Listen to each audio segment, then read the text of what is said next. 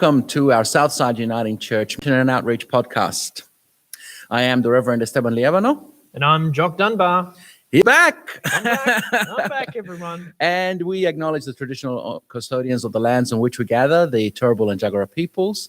And we continue to pray for God's work of reconciliation among all of his children. Amen. Now, Jock, you were away last week because, where's your doctor's certificate, mate? Come on. Yeah, they asked me if I wanted one. I said, nah, that's cool. My workplace is cool. That's the. We are? Who told me? Yeah. So I was off last week. There was a virus going through our house, and so we got the test. The test. The test done. Bum bum bum. That's right.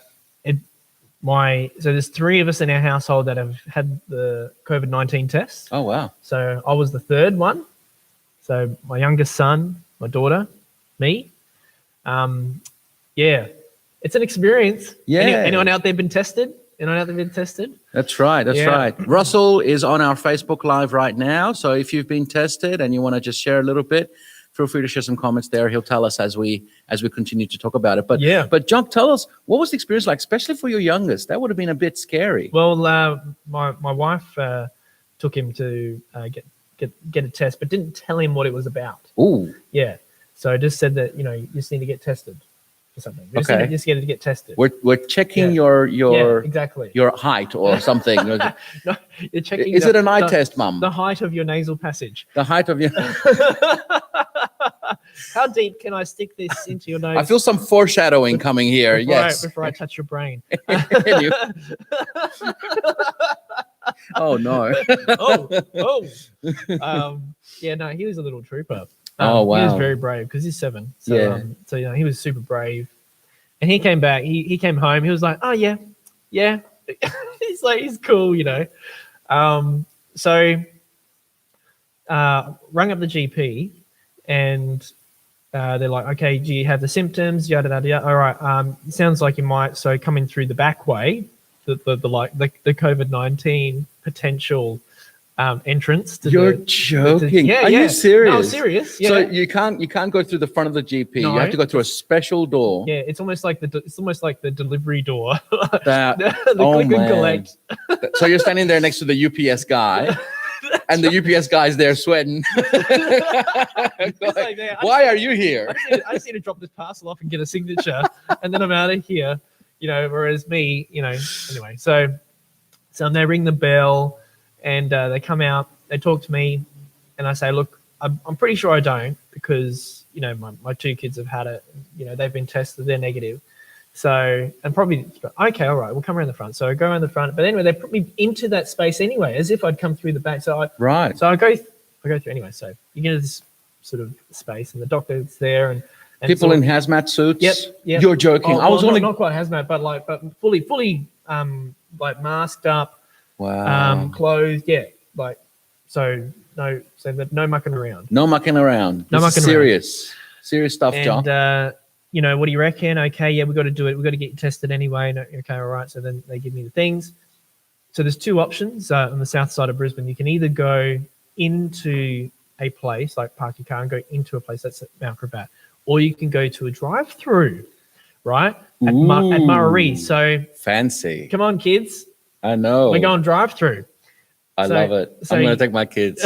It'll be great. We're going to go get some donuts. That's right. And stick Q-tips up our noses.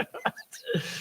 So we head up to Murray, and there was no queue that particular day. Oh, that's a good thing. Yeah, that's a good sign. That is a good sign.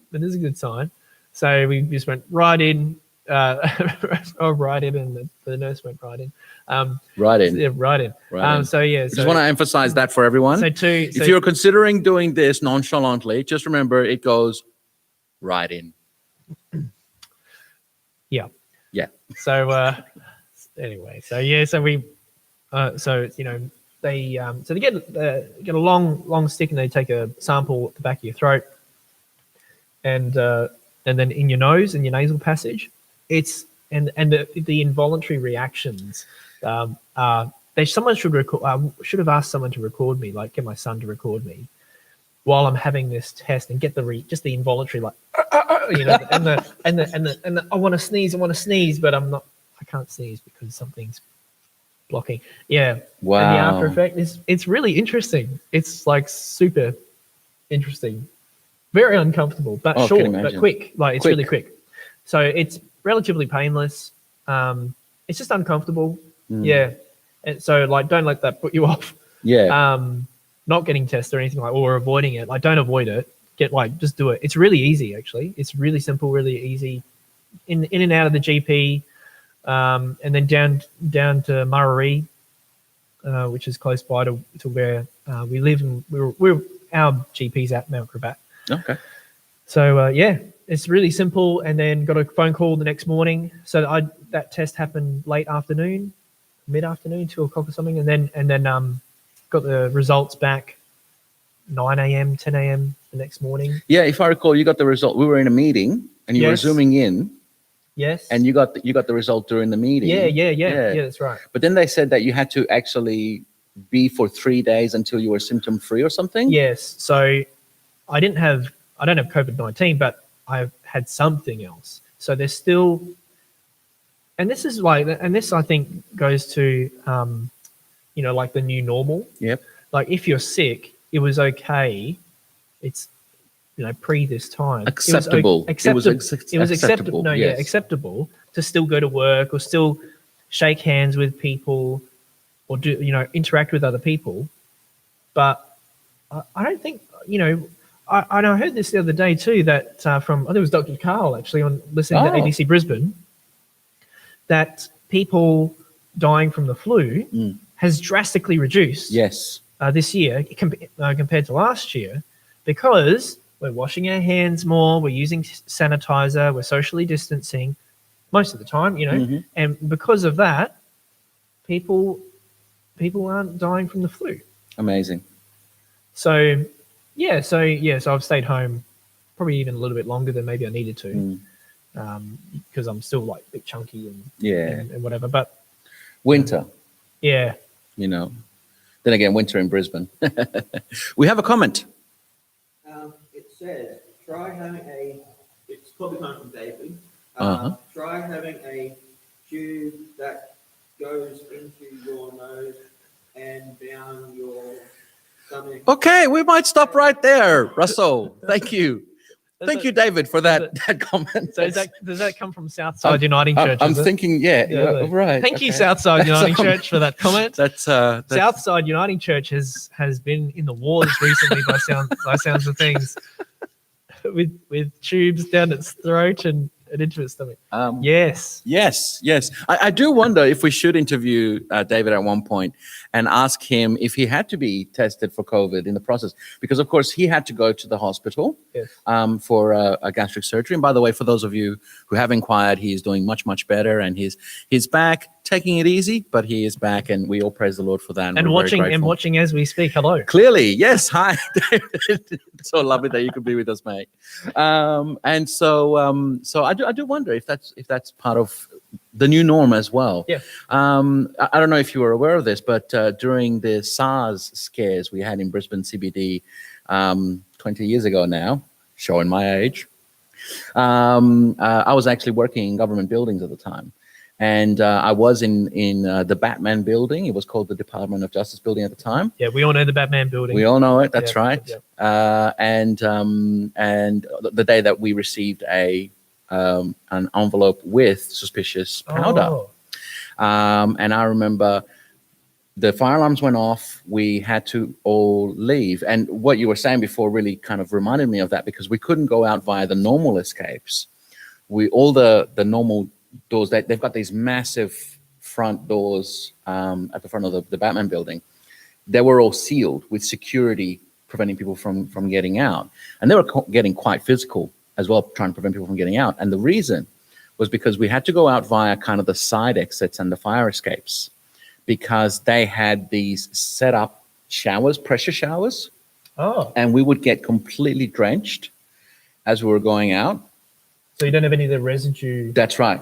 And then we would be siphoned into a little room where people in hazmat suits would basically take our clothes, destroy them, and then give us They gave us a check, Yeah. right, for $150. So and I was not wearing a $150 outfit on the day, but You did after that day. should have been. Hey, well, I was feeling for there's a lot of lawyers and law firms and stuff like that who probably would have been wearing $1,000 suits or something like that, and like, here's $150. All the best. It's going to pay for my shoelaces. That's right. Thanks for that. Yes. And then having to go, and then the testing. So we were given kind of these gray tracksuits, and we had to go through the testing. And it was the Q-tips up the nose, in the mouth, different Q-tips. I just want to make that very clear. Yeah. But I didn't see with mine, but I was hoping that was the case. But yeah, so I had a similar experience, 20 or something years ago. Yeah, And it's fascinating, the government's reaction to all of this. When, I look back, I love history, I love historical documentaries, and I look at how the government was responding to these threats that existed in the world. There were always, war, there were always famine, there was always some kind of antagonist or instigator. But it seems that in the 21st century, a lot of our fears are these things that affect our bodies and affect us physically as human beings. And it's really fascinating how our government's reacting and responding to these things. It's leveling out the playing field to a certain degree, because we're all human beings, and so therefore we're all susceptible to it. And we keep coming back down to that baseline understanding. So yeah.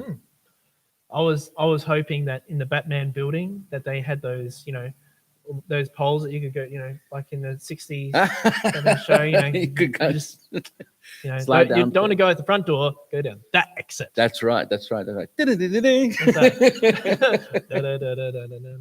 No. Sadly, it lovely building on the outside, lovely facade on the inside, just level after level of boring law offices with very little in the way of interesting stuff. and no glowing red bat phone or no anything like that. No glowing although interesting that it's interesting you should mention that, because so I was working in the finance department at the time. What was I doing there? Anyway, yes. What were you doing there? No, we'll leave that one. That's for another day. That's for another day. Yeah. But the head of our department actually had a hotline Okay. to the associate, or what's it called, the Justice General, I think it is. Oh, yeah, right. So the Justice General could call her at any minute if there was like a financial situation or something Really? like that, and she needed to freeze the accounts. Oh, wow. Yeah, and we did have, there was like it's a computer, so it's not like, don't imagine like a nuclear place where they got keys and stuff like that. But we did have 3 people on the floor who had access codes, and all 3 of them had to enter the access codes.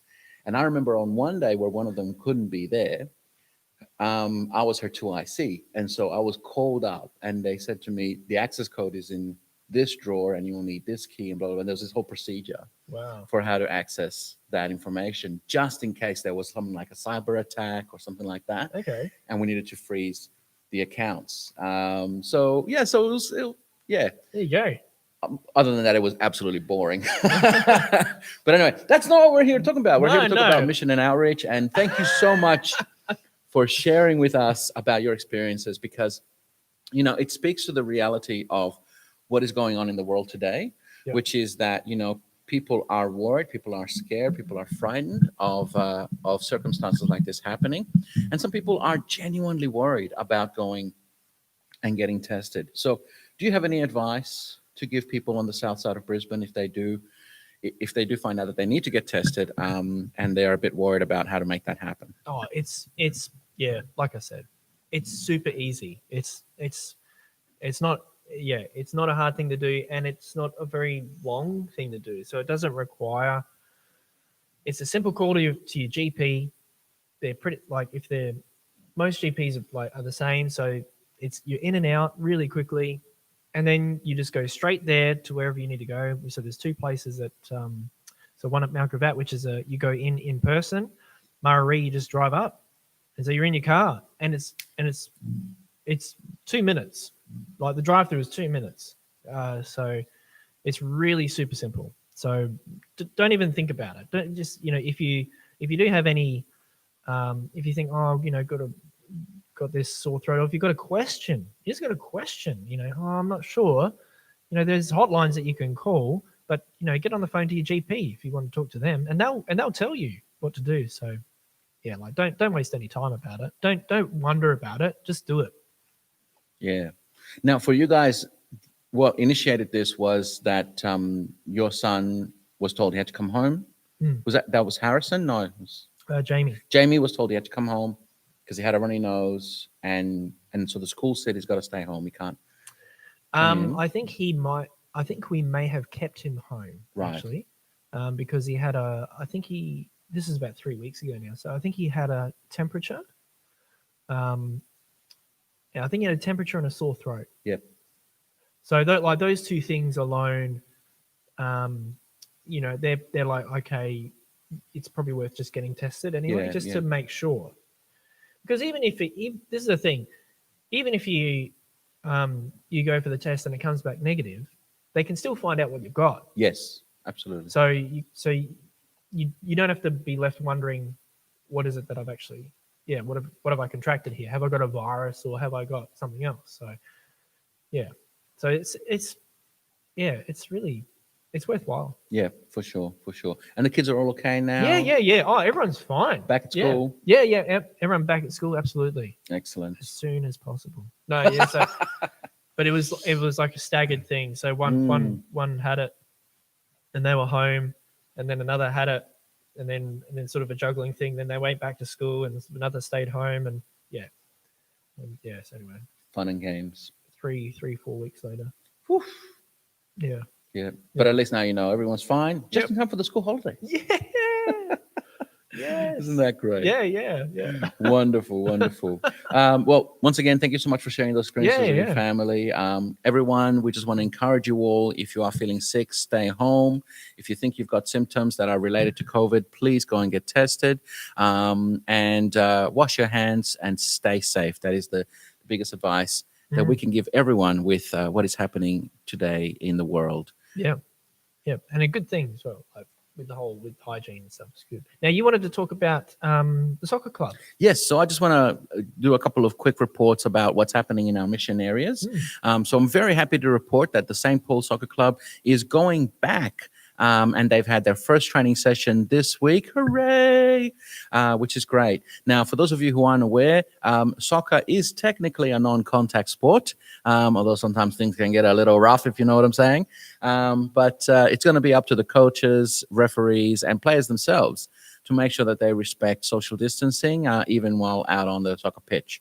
But the contact that they do have is very minimal. It tends to be usually just kind of like a quick hit and then back away kind of thing. But it is technically a non-contact sport. So it is approved within the government guidelines for them to return. However, there are layers upon layers of complications about how they can do things.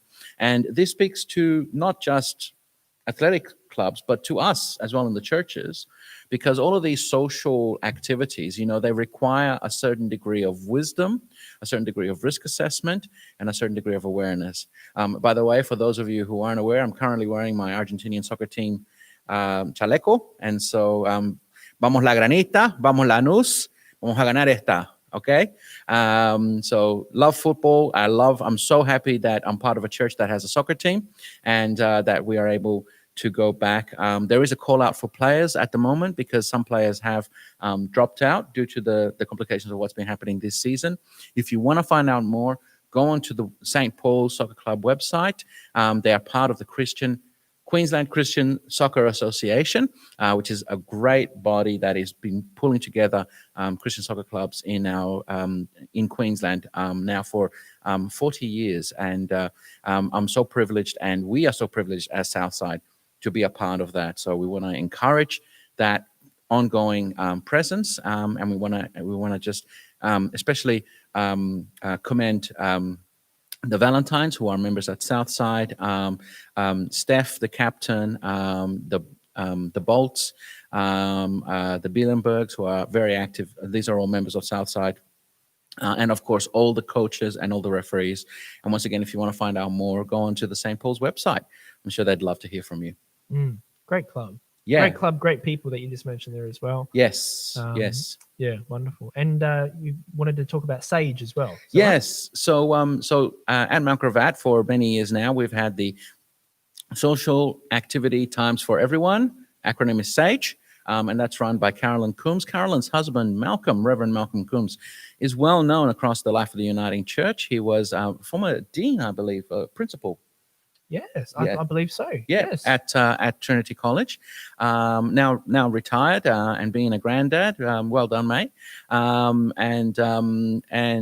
Carolyn runs this SAGE group, which is an awesome way for a lot of socially isolated people to come together. Now, the group itself can't go back. They used to do activities together on Wednesday mornings at our Mount Gravatt Worship Center. But what they are doing is they have a play group, and the kids are meeting at the park. And now, if you are in the Mount Gravatt area and you want to find out about this play group, send us an email at hello@ssuc.org.au, and we will connect you with Carolyn and her group. Numbers are limited. And at this park, mate, they already have, I think, 2 other play groups meeting there. So clearly, this is the way playgroups are going to be going. And wouldn't it be interesting, if playgroups in the future end up being this intentional outdoor activity, as opposed to what, in the past, they've always been very much indoor spaces. And as someone who has run playgroups in the past, I can tell you there was always limitations and things like that, lots of regulation and rigmarole hoops to jump through. But some of that is changing, some of that is easing. And people who want to be part of playgroups are choosing to use these different kinds of facilities. So I'm very excited that SAGE can continue to offer this. And I want to just extend that out there for those people who may have been a part of a playgroup but can't meet right now.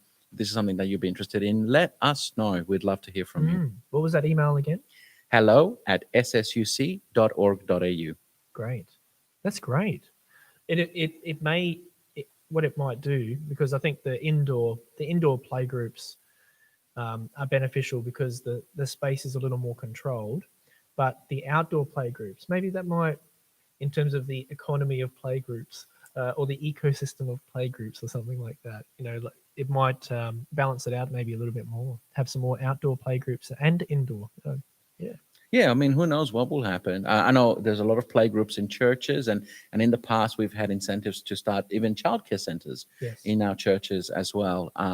And so, we love supporting the community in this way, in any way that we can.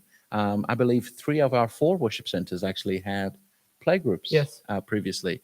So we'd love to see these groups coming back. And it's just like with the soccer club. We celebrate these opportunities for us to return to community engagement and to come back together as community. Yeah, childcare, that's a very interesting, that is a very interesting thing to think about for churches to do now, like in this environment, because, and over the last, several decades, I suppose, with dual income families, but particularly now when maybe it's a little bit more difficult to get the jobs, to get a job for those who need a job, employment, to get the kind of job that they're looking for. Maybe they have to sort of do like a split shift or something like that, or, single income families or single parent families, and they need to work.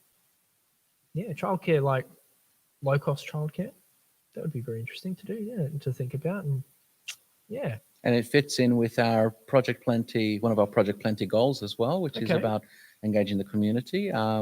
Now, with regards to Project Plenty, there's a new document has been released. This is an initiative of the Uniting Church Queensland Synod for churches to grow and engage in mission in kind of thinking towards 2030, I think it was. So so that's a document that you and I will definitely familiarize ourselves with and come back together and share more with you, as well as we grow in our own awareness and our own understanding of what is happening both within our community, in our society, and in the world. Well, Jock, I think we might leave it there. Yeah. That's a good spot to leave it. Friends, it being school holidays and Jock and I both being dads, we unfortunately have responsibilities at home over the next few weeks. So we're going to put a pause on our Mission and Outreach podcast for the next couple of weeks. But we will see you again towards the end of July, I believe. That's when we're back. Yep. And so just watch on Facebook and on YouTube. We will put notifications up for when we're ready to return. In the meantime, stay safe, look after yourself, stay home if you need to, and love one another, because that is a big part of what Christ's call to all of us is, especially during this time. So with all that said, I've been Reverend Esteban Liébano, And I'm Jock Dunbar. and we've loved sharing this time with you today, and we'll see you again in a few weeks' time.